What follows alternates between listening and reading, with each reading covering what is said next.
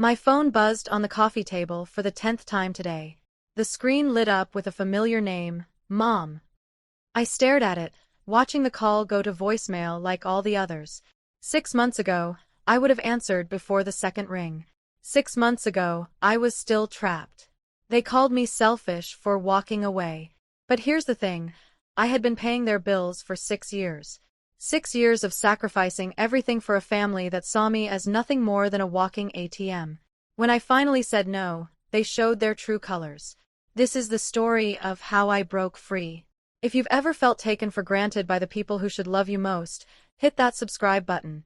This story is about finding your worth when others refuse to see it. Let's dive in.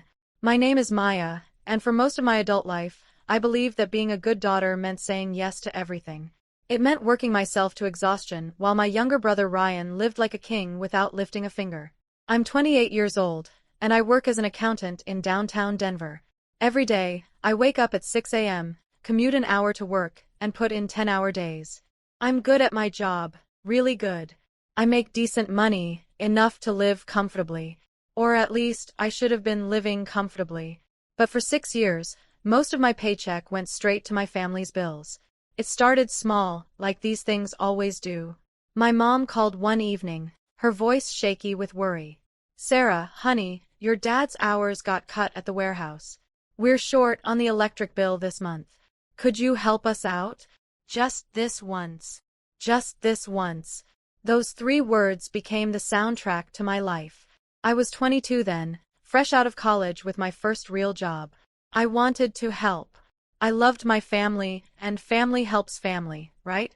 So I sent the $180 for their electric bill. Mom cried with relief over the phone, promising she'd pay me back as soon as Dad's hours picked up. That was 6 years ago. I never saw that money again. The requests started coming more frequently. First, it was the water bill, then the gas bill, then the internet. Each time, Mom would call with that same shaky voice, that same promise to pay me back. And each time, I said yes. "Maya, you're such a good daughter," she'd say. "I don't know what we'd do without you." Those words felt like gold back then. I craved their approval, their recognition. I thought if I just helped enough, sacrificed enough, they'd finally see how valuable I was. But there was always another crisis. Dad's car broke down. Could I cover the repair? Ryan's college tuition was due. Could I help with half? The mortgage payment was late. Could I send what I could? My brother Ryan, 2 years younger than me, had dropped out of college after his sophomore year. He said he wanted to find himself, and moved back into our childhood bedroom. That was 4 years ago. He's still there. While I worked myself to the bone, Ryan spent his days playing video games and hanging out with friends. He had no job, no responsibilities, no pressure to contribute anything to the household. When I'd visit on weekends, I'd find him sprawled on the couch, eating snacks I'd paid for, watching Netflix on the account I'd bought. "Ryan's going through a tough time," Mom would explain whenever I brought up his unemployment. "He's sensitive. He needs support, not judgment." But when I asked for a single month off from sending money because I wanted to save for a car down payment, suddenly I was being selfish. The breaking point came on a cold February evening. I just worked a 12-hour day, staying late to finish a complex audit for our biggest client. My back ached, my eyes burned, and all I wanted was to go home and collapse. My phone rang as I was walking to my car. "Mom. Maya, we have an emergency. The furnace broke, and it's going to cost $800 to fix. We're freezing over here. I know you just sent the mortgage payment, but could you please help us out? Just this once. Just this once." Again. I sat in my car in the dark parking lot, engine running, heater blasting. I was so tired I could barely keep my eyes open. I'd been sending them $1,300 every month for years. $1,300. That was more than my rent. I pulled out my phone and opened my banking app. My checking account balance stared back at me. $431. $431. After working 60-hour weeks for months, after sacrificing every small pleasure, every coffee shop visit, every dinner out with friends, I had $431 to my name. "Maya, are you there?" Mom's voice crackled through the phone. I transferred the money. All of it. Every last dollar except what I needed for gas to get home. That night, I sat at my kitchen table with my laptop and did something I should have done years earlier. I opened a spreadsheet and calculated exactly how much money I'd sent my family. The number made me sick. $78,000.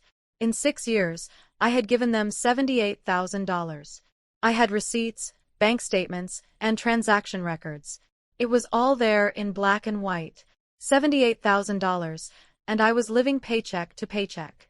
I thought about my one-bedroom apartment with the leaky faucet I couldn't afford to fix. I thought about my 2017 Toyota with 150,000 miles that desperately needed new tires. I thought about the vacation I'd never taken, the emergency fund I'd never built, the retirement account I'd never started. Also, my family could live comfortably while my brother played video games. The next morning, I called my mom and asked for a family meeting. I drove to their house, the house I'd helped save from foreclosure twice, with my laptop and printed bank statements. They were all there, Mom, Dad, and Ryan. They sat around the kitchen table like they were humoring a child, barely looking up when I walked in. "What's this about, honey?" Mom asked, stirring her coffee. "We're watching the game." I opened my laptop and turned the screen toward them. "This is about money. Our money situation." Ryan snorted. "Here we go. Maya's money lecture." I ignored him and clicked through my spreadsheet. "In the past 6 years, I've sent you $78,000. That's an average of $1,083 per month, every month, for 72 months straight." Dad glanced at the screen, then looked away. "We appreciate your help, Sarah. You know that, do you?" I asked. "Because I'm wondering what you think I'm getting out of this arrangement." Mom set down her coffee cup harder than necessary. "You're getting the satisfaction of helping your family. Some people would be grateful for the opportunity to give back." "Grateful?" I laughed, but there was no humor in it. "Mom, I have $400 in my bank account." $400. I work 60 hours a week, and I can't afford to fix my car. Ryan finally looked up from his phone. "Maybe you should get a better job then." The silence that followed was deafening. I stared at my little brother, my 26-year-old little brother who hadn't worked a day in 4 years, and something inside me snapped. "You're right," I said quietly. "I should get a better job. And I should start keeping the money I earn at that job." Mom's face went pale. "Maya, what are you saying?" "I'm saying this arrangement is over. I'm not your ATM anymore." Dad leaned forward. "Now hold on, Sarah. We're family. Family takes care of each other." "You're right," I agreed. "Family does take care of each other. So when are you going to start taking care of me?" The question hung in the air. No one answered. "When's the last time any of you asked how I'm doing?" I continued. "When's the last time you asked if I needed help? When's the last time you even said thank you?" "We say thank you," Mom protested. "When? Show me one text message where you thanked me for paying your bills." I waited. They couldn't. Jake rolled his eyes. "Drama queen. We get it, you want attention." "I want respect," I shot back. "I want to be treated like a person instead of a piggy bank." "You're being ridiculous," Mom said, her voice rising. "We're not forcing you to help us. You choose to do it. Because you guilt me into it. Every phone call is an emergency. Every request comes with a sob story about how desperate you are. But you're not desperate. You're comfortable. You're comfortable because I'm uncomfortable." I closed my laptop and stood up. "I'm done." "Sarah, sit down," Dad said firmly. "Let's talk about this like adults." I am talking like an adult. An adult who just realized she's been enabling 3 other adults to avoid taking responsibility for their own lives. I headed for the door, but Mom's voice stopped me.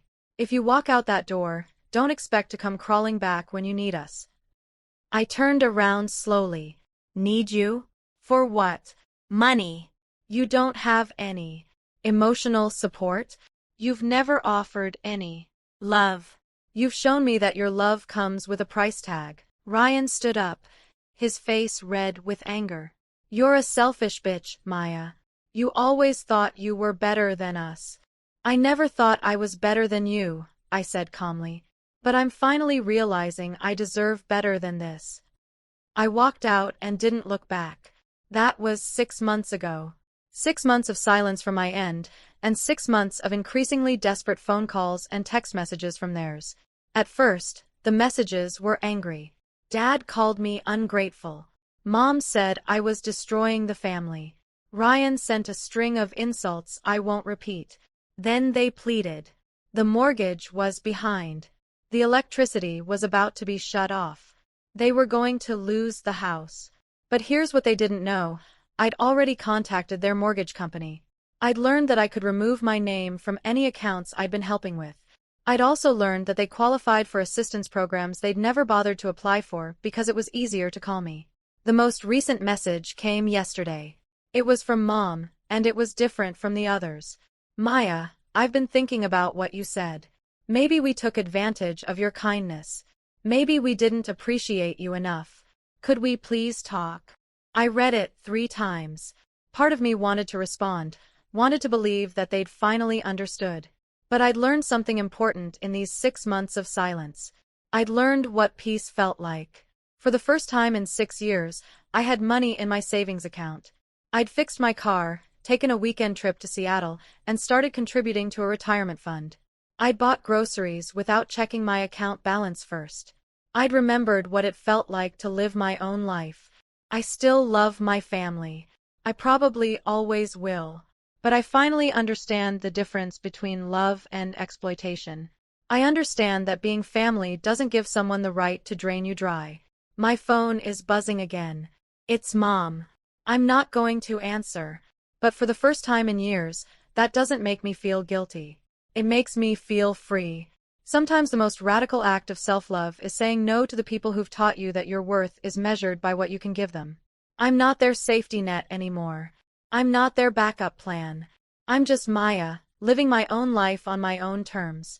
Have you ever had to set boundaries with family members who took advantage of your kindness? Share your story in the comments below.